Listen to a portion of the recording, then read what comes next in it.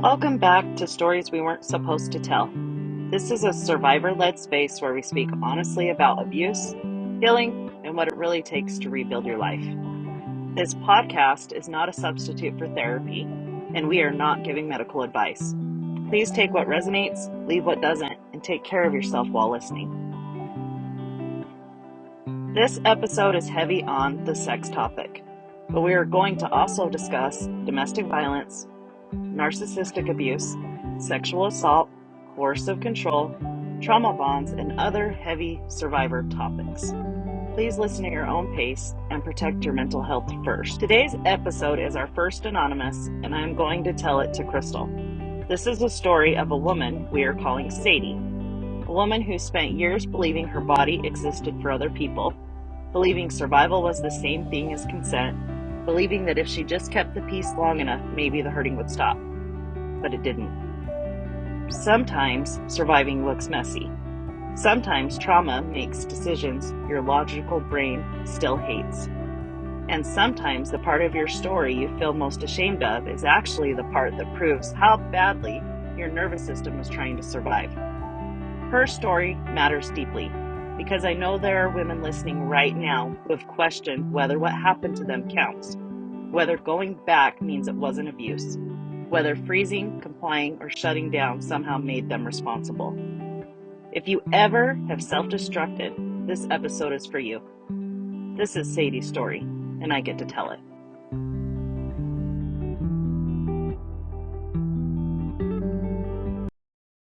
This story is from a woman who wants to stay anonymous, and honestly, I completely understand why. So we'll refer to her as Sadie. Sadie said, "I would love to name every single person who hurt me, but one of them is my ex-husband, and we have children together. I don't want my kids to have to carry that before they're old enough to understand it." That's very nice. At least she's thinking of her kids. Right? And that right there already tells you so much. Because even after everything that she went through, she's still thinking about her kids, still protecting them, and still carrying the weight carefully. So this goes clear back into high school. This is when this, we don't want to call it a love story. This is when this horror story started. Horror story. Horror story. She met her ex-husband when she moved to a different state as a sophomore. They were in the same social circles. He was in drumline and she was in color guard. They were friends first. Cute little teenage flirtation, nothing too serious. And I do want to say something because I was listening to a podcast and they were talking about colleges. They do this stuff that when athletes go into school and they're in the colleges and stuff, and then they're accused of rape. Okay. Okay. So there's steps that each school has to take, right? Because they're star athletes or they're whatever, and you have the people that are wrongfully accused, but then you have the people that almost get away with it because they're supposed to be the star and it gets buried, So they have these regulations made by the government, actually. Okay. You want to know what, I want to call it a sport, but it's not really a sport, but what was the worst out of all of them? What? Drumline. Drumline? Drumline has more of the rape cases than any other sport in school. Are you kidding me?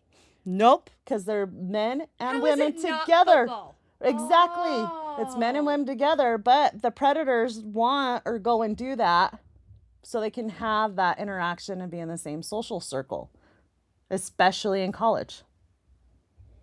Huh. Crazy, right? That is crazy. Yeah. You learn something new every day. That was really rude of me to assume football. Sorry, boys. No, it wasn't.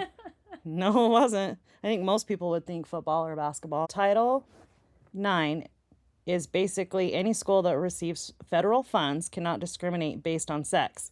It applies to almost every public school and most colleges in the U.S., including athletics, academics, and how schools handle sexual misconduct. Ah. There it is. So, but by the time they started dating, right before senior year, she had already been through more trauma than most adults know how to process. When she was 9 years old, her sister was raped and murdered. Her sister was 18. Right? And not only did that happen, but the details were everywhere. People talked, people shared things, And somehow, as a 9-year-old child, she knew graphic details no child should ever know. What year did you say that happened? Didn't give me a year. I don't know a year. Because depending on what year it was, social media could be fairly new then. Yeah. But you also have, like, your local news, your newspapers, like, or just school. And overhearing, like, adults talk when you're up in your room. She said she can still visualize things she should never have had to imagine. And on top of that, she knows she was sexually abused when she was younger, but her brain blocked most of it out. In her words, my brain is the real MVP because I don't remember most things until junior or senior year. So by the time she got into this relationship, she already had the belief inside her that my body is not mine. If I'm in a relationship, my body belongs to that other person. Oh. And that is such an important part of this story because people love to ask, like, why didn't she just say no? But when your nervous system has already been trained that your no doesn't matter, saying no doesn't feel like protection, it feels dangerous. You're just adding to it, right? Yeah, because what's going to follow the no? Well, Drumline and Color Guard started dating. At first, everything felt good. They had been friends. He had that I'm not giving up on you energy that felt romantic when she was young. And you know how that is when you're young and lonely. What later becomes a red flag can feel like devotion when you don't know anything better yet. She had just gotten out of an abusive relationship. Her family wasn't close. Her older siblings had moved out. It was just her and her parents, and home wasn't exactly a safe or comforting place for her. Then her parents told her that they were moving out of town after graduation. She could go with them or she could get her own place. And she was like, absolutely not. I'm not going with you. So she moved in with the boy she had been dating for about a year. And from there, she did what she thought she was supposed to do. They moved in together, got engaged, got married, waited a couple years, had a baby. On paper, it looked like she was building the life she was supposed to build. But behind closed doors, things were already starting.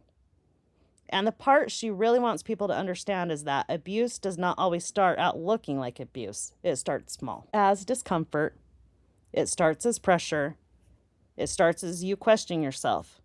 For her, all of this started around sex. She would have pain during sex, real pain, physical pain, and she didn't know why at first, but just that it hurt. At first, he acted understanding, and they would stop, and they would take breaks. But over time, her pain became an inconvenience to him. Mm-hmm. And that's when all the shifts started to happen. Of course. Mm-hmm. Gotta have a trigger. Yep. It stopped being, are you okay? And became, are you seriously doing this again? Eventually, she had found out that she had PCOS, which was causing a lot of her pain. And later, she also learned that she had autoimmune disease and genetic conditions that contributed to that pain too. It was never in her head, but he always made it feel like it was. And a lot of those that you talked about weren't so known, weren't so prevalent up until the last couple years. Mm-hmm. Yeah. Autoimmune diseases, that you didn't used to hear a whole lot about those. You're starting to hear a whole lot more about them. Mm-hmm. And their causes and... Yeah. And then the PCOS, because I have PCOS, and it really does mess when you have intercourse with people. Oh, yeah. But I also want to add that it also hurts to have sex if you don't want to have sex with that person. Right? So, if you're not, how do I explain that? Well, if you're not ready or not wanting them. Yeah. Yeah, there's got to be a certain connection or else there's a discomfort there. Absolutely. Yeah, so I think part of that, too, is him being so mad at her, too, and her not being able to perform, added to her stress and her pain because she wasn't ready for him. Yeah. Or she didn't even want him. She didn't want to be ready. Yeah. Right? Yeah. So I think that's a good thing to point out, too. And because she had already learned that her body existed for other people, she started doing what so many survivors do. She gritted her teeth and got through it. Yeah. She told herself, and these are her exact words, "He's my husband. I'm supposed to satisfy him." That whole bullshit lie that men need release, and if you don't give it to them, you're the problem. So, she said that a couple times. That exact line. Somebody said that to her at a young age. Mm-hmm. And she took that to a heart. Yep, she sure did. And I hate that so many women are raised with that idea. Like, sex is rent we pay to keep peace in our own homes. So first it was pressuring her to have sex when she didn't want to. Then it was pressuring her to keep going even when it hurt. And then she made herself a rule. She said she would ask him to stop one time, and one time only. And if he didn't stop, she would just shut up and take it. She even told him that was her rule. That really got to me. She even told him, that is my rule. I'm going to ask you once to stop, and if you don't stop, I guess I just have to do what I don't want to do.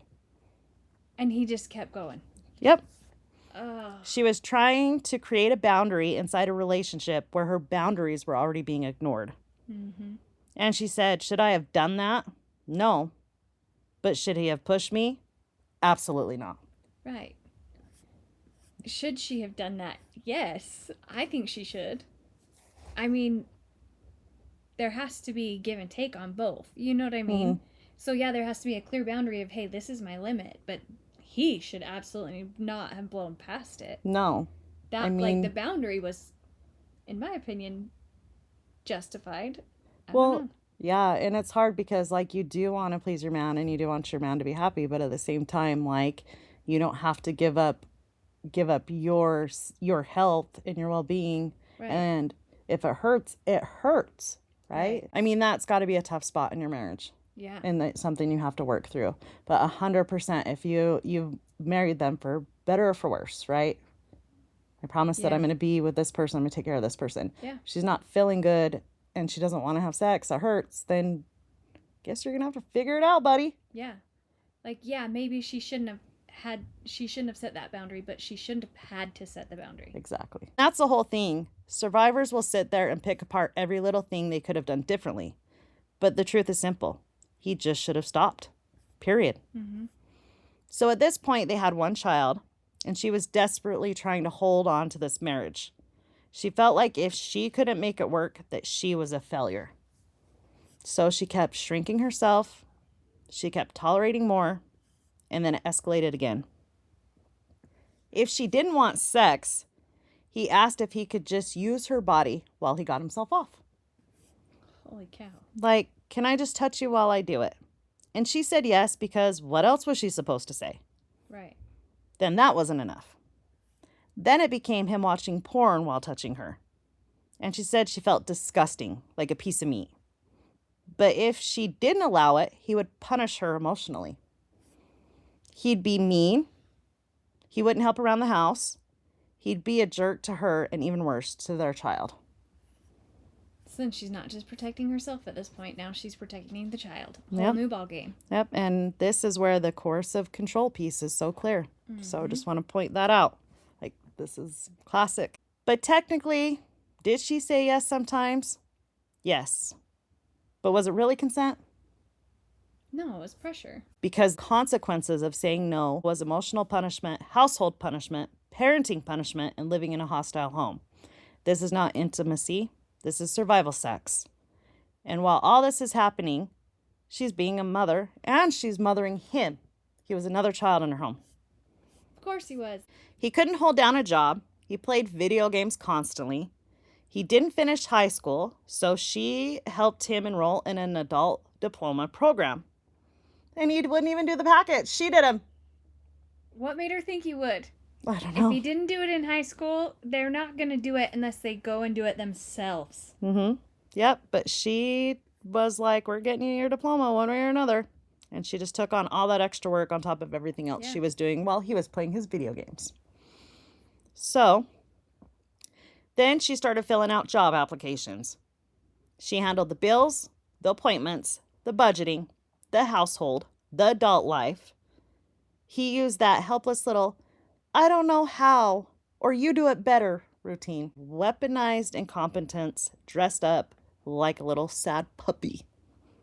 Then he eventually got It's not even a puppy. At least puppies are cute. Right? At least you want to take care of the puppies. You want their snuggles and their freaking, Ugh. Well, then he eventually got a job with the Departments of Corrections. And I do want to add this, like, she was the one doing his resume, filling it out, doing everything. Now, she does believe that when he started that job, something in him flipped. Because now he had authority, he had a uniform, and he had power somewhere outside of the home. And inside the home, he was already used to her doing everything. Sexually, emotionally, practically, everything was on her. And if she didn't keep giving him sex the way he wanted it, life got worse. Eventually, she tried to find ways to keep him off of her. She bought him a sex toy, but that wasn't enough. Then he wanted to use the toy while still using her body. That wasn't enough. Then he wanted the toy between her thighs while he used it. Good hell. And she describes lying there while he used the object, watching porn on a phone near her body, while she just mentally disappeared. Oh my gosh. Right? Could you imagine this poor... No. She said she was dissociating so badly that she would just sit there and daydream about her death. So sad. Like, I had a hard time listening to this part, and I bet everybody else will as well, because I mean, this is, if you just think about that, like, Yeah. And that line right there tells you how bad it was, because her body was in the room, but she was gone. And she still didn't call it abuse. Yet. But the really scary part was she thought this was marriage. She thought this was compromise. She thought this was what she had to do to keep the peace. Then she got pregnant with their second child. Wow. And she wanted the baby, but she was devastated too. Because the pregnancy came from such a dark place in her marriage.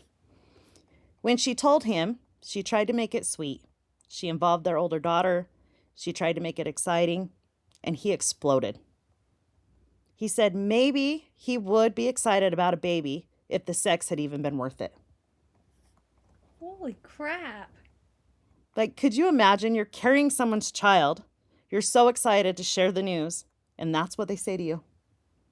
Not joy. No. Not support.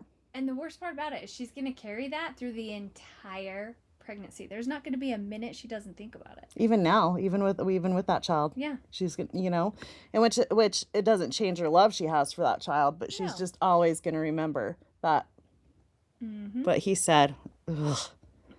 So, not happiness, just cruelty. Straight up cruelty. I mean, who says that anyways? Right. Now, here comes the what the crap bomb. Are you ready? It's not even there yet? No, we're on the tip of the iceberg right now. Gosh. Yeah. Yeah, like I said, this one was very hard for me to listen to. It was very hard for her to tell it. She actually, I didn't interview her. So you know how I tell everybody, get a summary together, send it to me. And she said, I tried to write it out and I couldn't write it out. It was too hard for me. I was panicking. I couldn't write it out. And so I told her, okay, don't worry about that then. We'll figure something out. And she messaged me like an hour later. She goes, can I send you voice memos, like voice clips? And I was like, absolutely. You know, go ahead and do that. She told me the whole story through voice clips on Messenger. And so then, you know how I told everybody, you got to give me some time to sort through everybody, you know, give me like 2 weeks to a month.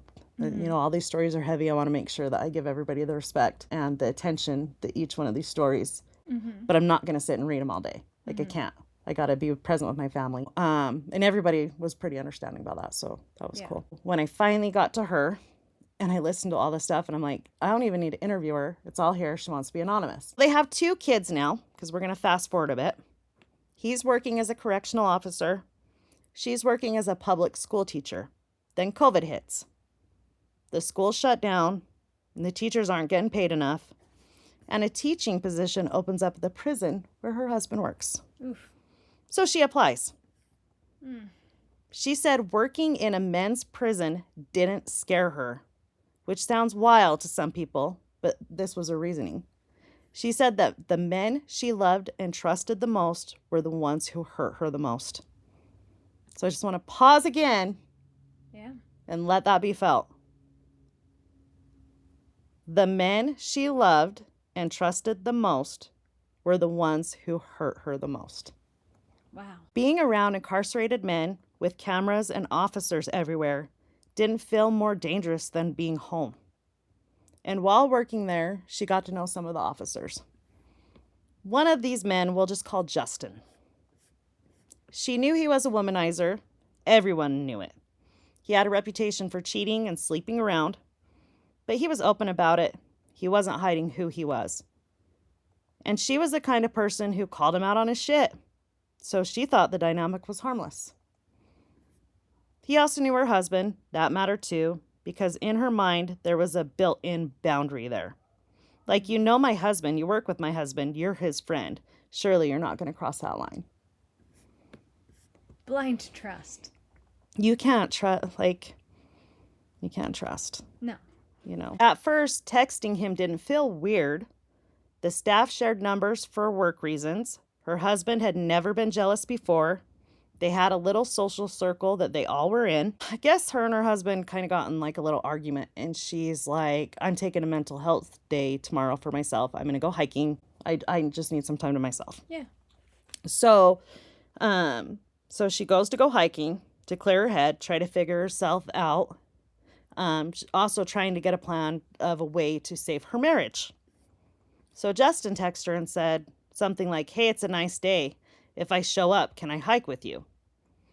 And so she said, whatever. If I see you on the mountain, I don't own the trail. I can't tell you that you can't walk near me. You know, just kind of being a smart ass. And this, you know, because this is like an actual line that she said. And I just want to say, like, that was her personality. Mm-hmm. So, like, people would be like, well, that's just such a weird thing to say. But she's very, she has a dry sense of humor. I mean, well, if you see on the mountain, I'm not going to tell you not to walk by me. Yeah. I don't own the trail. Yeah. You know, type of thing. So she texted her husband before she lost service, told him she was headed up the mountain. She did end up running into Justin. They walked together and talked for a bit. Nothing happened. When she got back to her car and had service again, she texted her husband honestly. She told him she had just seen Justin, and they walked around on that hike together, and then he asked if she wanted to grab food before she came home. Her husband lost it. Shit hit the fan.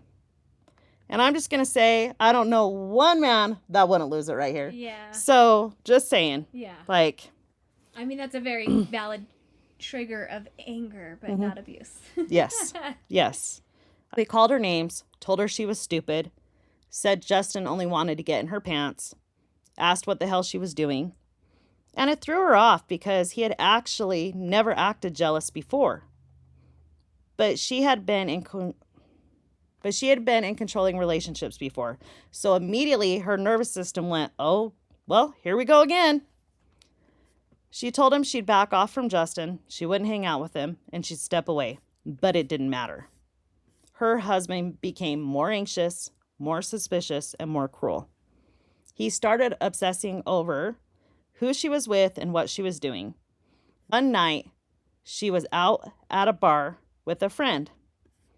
Her friend had to leave early because of her kids, like some kind of emergency happened. Now, Sadie is drunk, alone, and about 20 minutes from her home. She didn't want to drive drunk, so she texted a few people asking if anyone could come hang out until she sobered up. The last thing she remembered was Justin replying that he was free. Of course he was. Of course he was. I'm sure he cleared his whole schedule. So, the last thing she can remember, right? She wakes up in the morning, she's next to her husband, but she felt like something was wrong. Her body hurt, she didn't feel right, she was not herself. She went into the bathroom, and she saw bruises on her hips, thighs, and neck. And at first, because of everything that was happening around the sex and the abuse in her marriage, she wondered if maybe her husband had initiated sex while she was sleeping and she just didn't remember. That's how normal his violations had become. Her first thought wasn't something happened to me, it was which man had access to my body. So she got ready for work, told her husband goodbye. She's driving to work and she texts Justin, asking if he knew how the night ended because she didn't remember anything. The last thing she remembered was his text that he was free. He joked around, "Don't act like you don't know." And she told him, seriously, I don't know. He wouldn't say it over text. He said he'd call her. When he finally called, he told her the reason he didn't want to text was because his fiance was nearby and he didn't want her to see that they had hooked up. Ooh. She went cold. She said she just remembers everything leaving her body when he says that. Like you can feel it drain. Like, your life. She's just went completely empty, completely cold. Because to her, this wasn't a hookup. She had no memory of consenting, no memory of sex, no memory of making that choice. So, of course, she confronted him. And he said, what are you talking about? You're making it sound like I raped you or something. And that sentence right there, that is a tactic. Because instead of asking, are you okay? Oh my gosh, I'm so sorry you don't remember this. Anything along that line, he immediately made her feel like she was accusing him of something dramatic. And he put that thought in her head. He placed it there. Mm-hmm. So even if she wasn't, she was in that moment questioning herself, am I? Yeah, exactly. He put the burden on her to comfort him or clarify him or to just back down. She got to work. She sat in that parking lot and she couldn't go inside. She called her boss and asked to go home. Then she texted him again because she was really just trying to understand what happened. And he told her basically, I'm not going to talk to you on the phone. You got to come to my house. Come to my house and talk. And this part is so painful because from the outside, people will say, well, why did she go? Yeah, but also having no memory of why you feel the way you feel. Mm-hmm. I mean, sometimes you have to have the answers. Yep. You got to know the why. I gotta know the why. Gotta know the why. But another thing people don't understand is trauma does not move logically, especially your nervous system and your body, right? She was in shock. She was trying to piece together her own missing memories.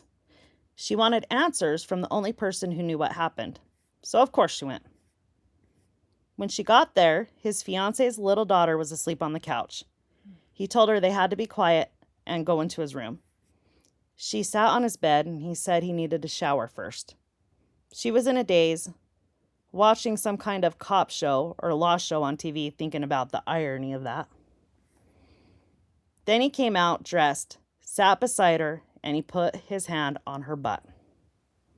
And she said once again, she just left her body. She wasn't even there anymore. And all she could think was, of course he didn't just want to talk. Of course I'm stupid, and all of this is my fault. And then she made a trauma decision. She thought, well, if this already happened once, I guess this time I'm going to own it. She let him do it again. Oh my gosh.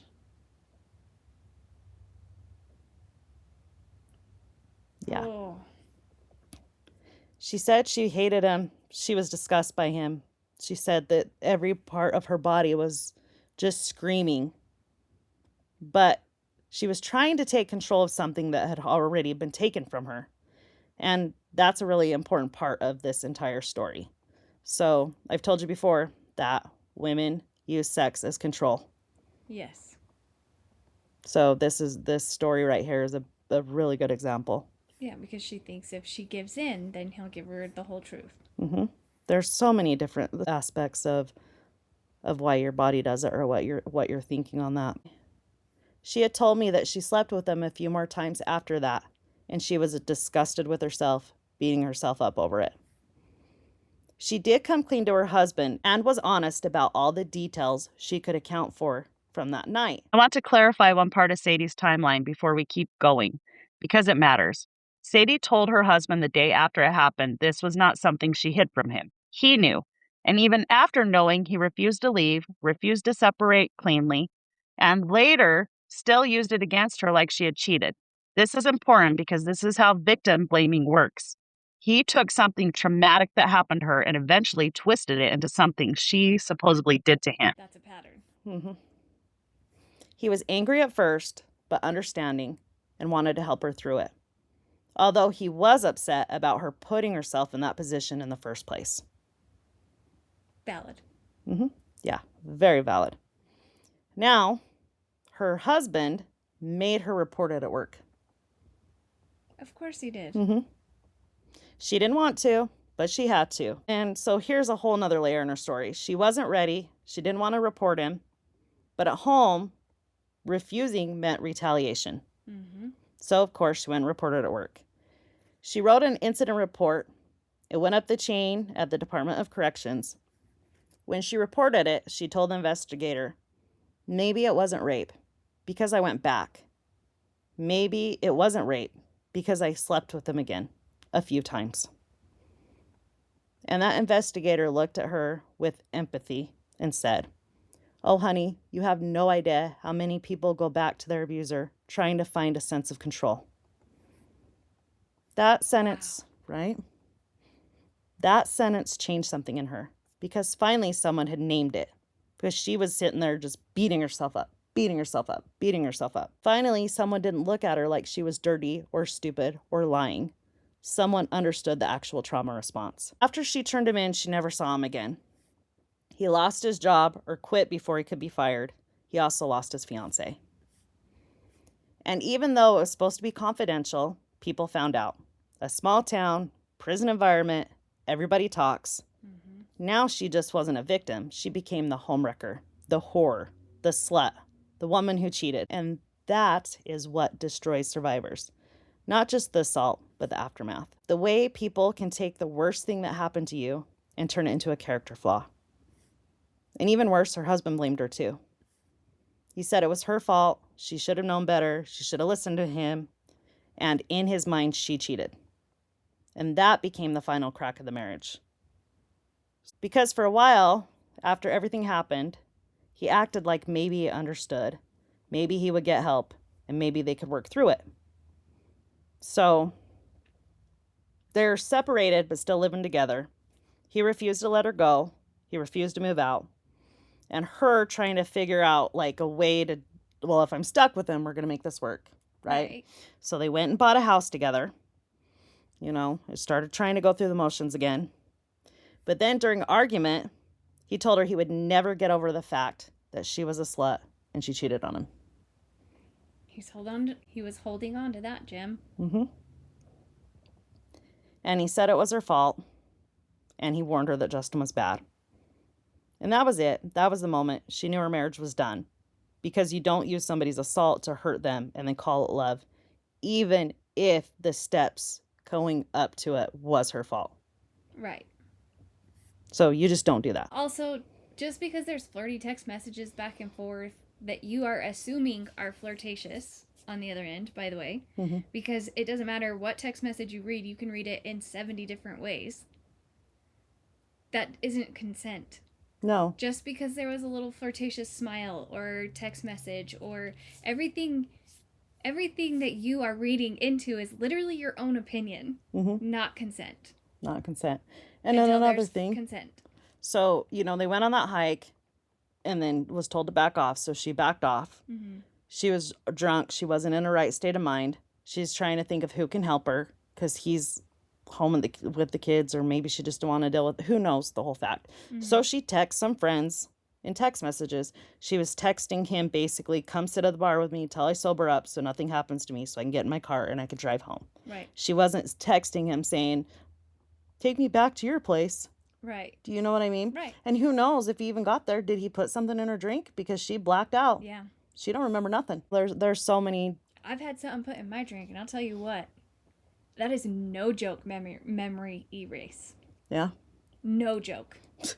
There ain't lights out. So she's had to play her part for a while. She still had to survive the exit. But internally she was done. Then came the spiral.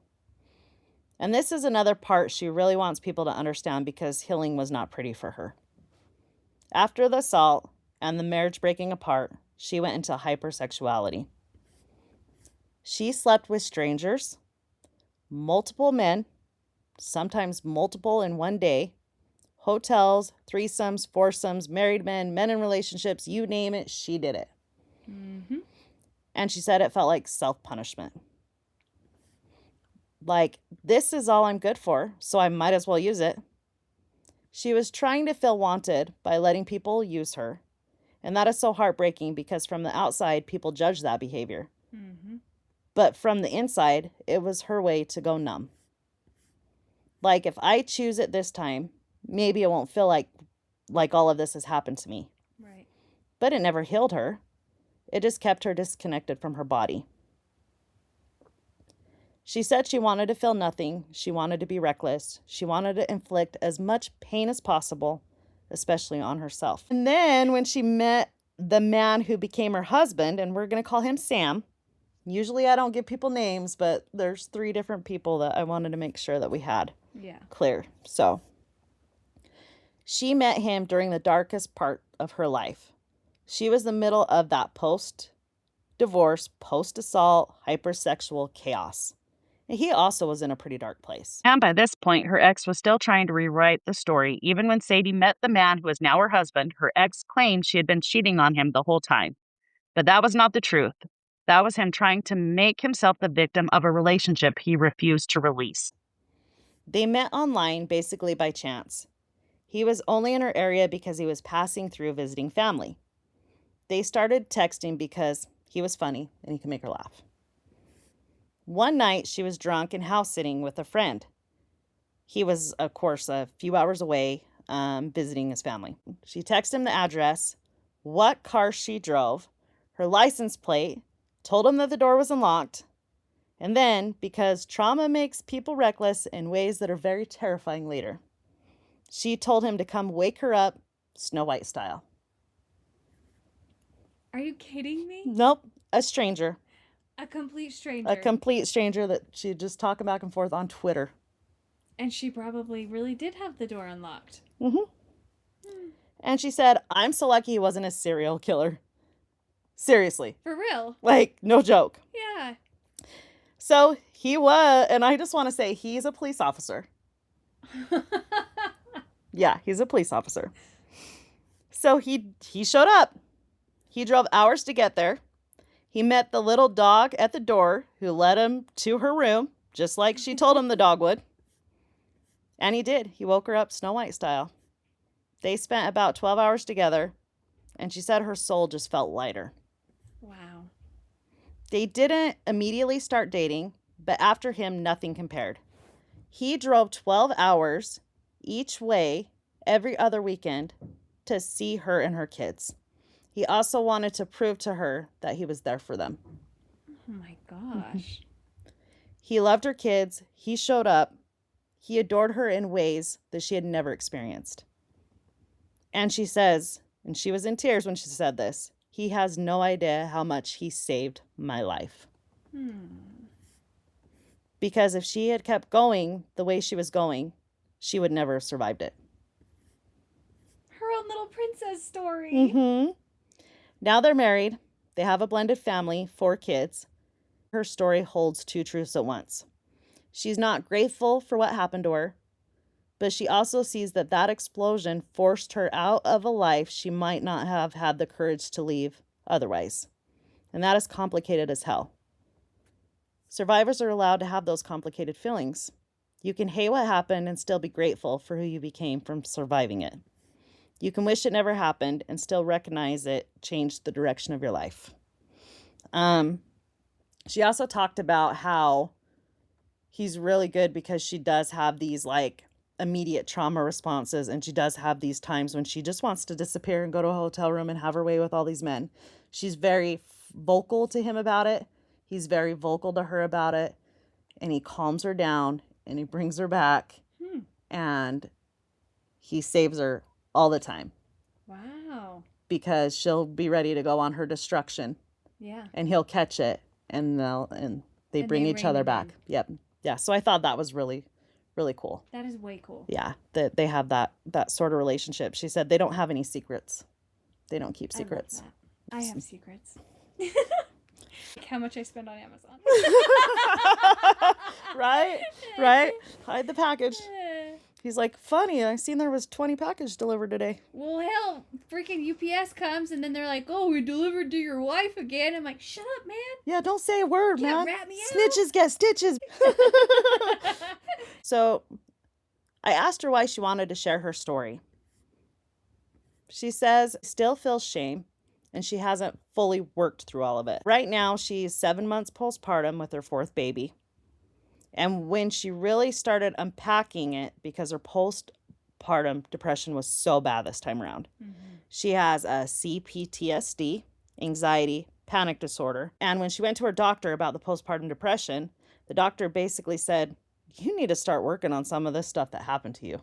Yeah. Shadow work, baby. Shadow work. And she started talking about it. She realized how common so much of this was and is. Especially the part she felt most ashamed of. Going back, seeing him again, sleeping with him again. She thought she was a monster. Then she saw an episode of SVU where they explained that survivors sometimes return to the person who hurt them to try to regain control. And she sobbed uncontrollably as she watched this whole episode.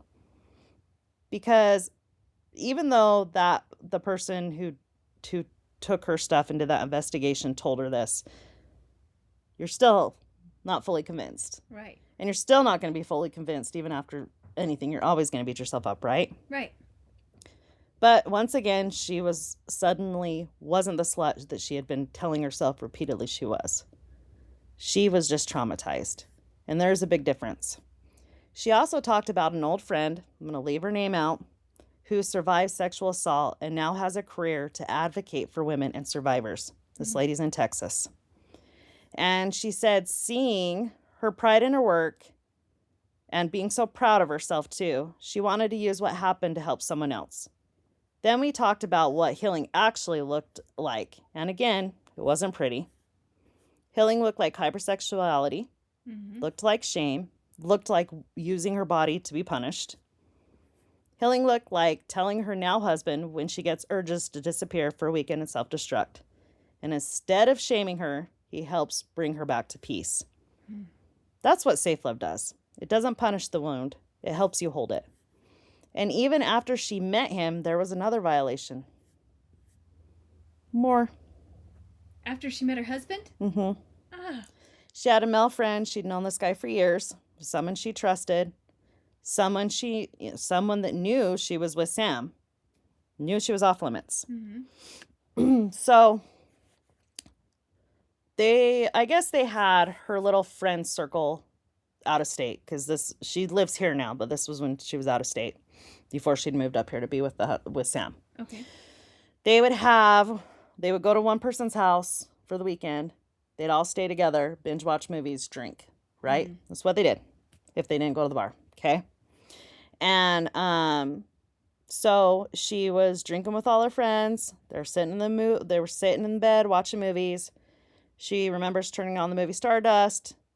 She remembers even calling Sam because she wanted his streaming password. They all talked to Sam while he was on the phone, right? Right. And then nothing. She blacks out again. The next day, the male friend texts her something that made her realize that he had taken advantage of her, and she would have never known otherwise. And to be clear, the girls' night was at Sadie's house. She was not chasing chaos. She was home with friends in a space that should have been safe for her. He was only supposed to be stopping by. That detail matters because the violation happened because someone crossed a boundary inside a space where she should have been protected. She immediately called Sam and told him everything that happened. She confronted the friend and told him that he knew exactly what he did, and then she never spoke to him again. And that still hurts her because it's another reminder that healing is not linear. You can be doing better and still get hurt again. You can be loved and still be triggered. You can have a safe space, but your nervous system doesn't forget what had happened. Well, and this poor girl has no safety in anybody. Well, and it's every man. Every man. Like, she has no safety. No. It's just crazy to me that, because I have absolutely great guy friends that I think would never cross that line. Right. But you never know. I asked her what she would tell the broken version of herself if she could tell her. My favorite question, if you could go back to your lowest point. Right. So I loved this answer too. I mean, I've loved all of them, but she said, you and your girls are going to meet a man who shows you everything you deserved. What you deserve as a wife, what they deserve as children. You are going to get the dream you always wanted. Life will be stressful because life is life, but the good moments will be so good. She told herself to just hold on, that she had to get through the bullshit to reach the other side. And she said the thing that would have brought her peace back then was knowing that one day she wouldn't change a thing if it meant getting in the way of the life she has now. And that's really the heart of the story. Not what had happened, not the trauma, but that she was worth saving and that she survived. That she built something beautiful after people treated her like she was disposable. You know, multiple people have asked me about my divorce. Like, what would you, if you could go back, or if you could take it away, would you? That's a famous divorce question. And I've always said no. Because even as horrible as my marriage was, it made me who I am today. Right? I was a scared little ball of fur who never left her little hick town. Never got out. And when I divorced him, it was like a whole new life was made for me. I'm going to spread my wings and fly, like you told me in Evanston. Yeah, exactly. That's exactly what it felt like. And then you went running off. I did with your flutter bats in the wrong direction a little, but don't worry, I came back. For real. I had to learn how to use the wings, Mm-hmm. I forgot about that. That was so funny. And like your bats even looked like little wings as you ran off in your bag. Oh my gosh, good times. Not really. That wasn't a good time. I mean, it was until it wasn't. Yeah, that is true. Because I get told even now in my book, like, I can't believe you had to go through all that. That's so awful. You went all through that. And I'm like, actually, I'm thankful. Yeah. Because the growth I had after this and realizing like how my whole life of the shit I was putting up with and the stuff I'd work on myself, if I would not have had that bomb go off. Right. And just completely break me and had to rebuild myself once again, like I wouldn't be where I'm at, and I wouldn't have the realizations that I have today. So I wouldn't change it. Yeah. And also my boy. I'm not saying that if I didn't have that marriage, I wouldn't be happy. I just don't think that I would know what true happiness is. Mm-hmm. Because I would always stay that small version of myself. Mm-hmm. And I'm not small. I'm not born to be small. I'm born to be big. Yes, you are. There, and absolutely agree with that.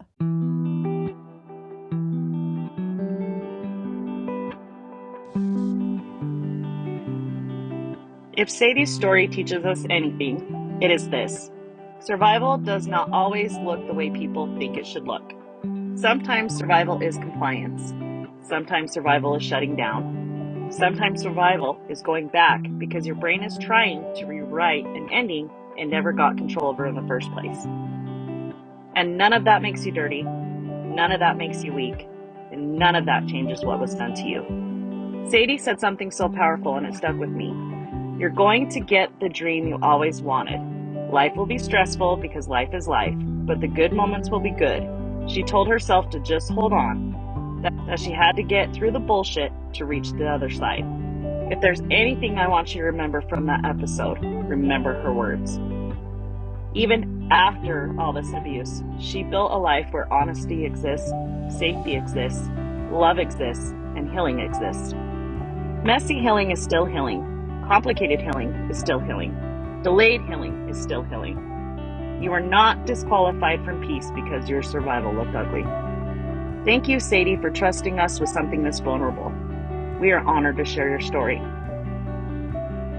And to everyone listening, if this episode hit close to home, please know you are not crazy, you're not being dramatic, and most importantly, you are not alone. You can call the National Sexual Assault Hotline at 1-800-656-4673. There is also the National Domestic Abuse Hotline, 1-800-799-7233. Both of these hotlines have an online chat option if talking feels like too much.